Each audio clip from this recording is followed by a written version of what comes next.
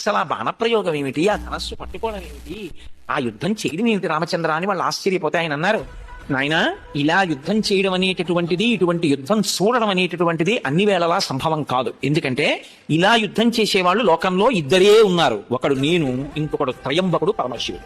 మండిత విస్ఫులింగ విషమ జ్వలితానల కీలలు వజ్ర గర్భాండము నిండ రామ వసుధాదిపుడేశుడు వజ్ర సాధనా ఖండిత పంక్తి కంట కనకంఠ పురాంతక శైలచాలనోద్దండ బల ప్రచండ పురదండ విఖండన చండకాండములు. రామచంద్రమూర్తి తన ఎడంచేత్తో బంగారు కోదండాన్ని పట్టుకుని అక్షయమాన శూన్యంలోంచి బాణములను తీసి విచ్చినారిని సంస్కారం చేసి దిక్కులను విదిక్కులను నింపేసి ఆ బాణాన్ని కోదండంలో సంధించి లంకాపట్టణం మీదకు విడిచిపెట్టినప్పుడు మెరుపులు కురిపిస్తూ ఆ బాణాలు వచ్చి లంకని కాల్చేస్తుంటే, రావణ నీలాంటి వాళ్ళు 1,00,000 మంది రావణులు రామచంద్రమూర్తి ముందు నిలబడలేదు. నేను నిలబడగలనని అనుకుంటున్నావేమో, నేను చెప్తున్నాను, రాముని యొక్క ధర్మము చేత ఈ లంకా పట్టణము ఎన్నడూ కాలిపోయింది. ఈ లంక కాలిపోతూ నాకు దర్శనమిస్తోంది.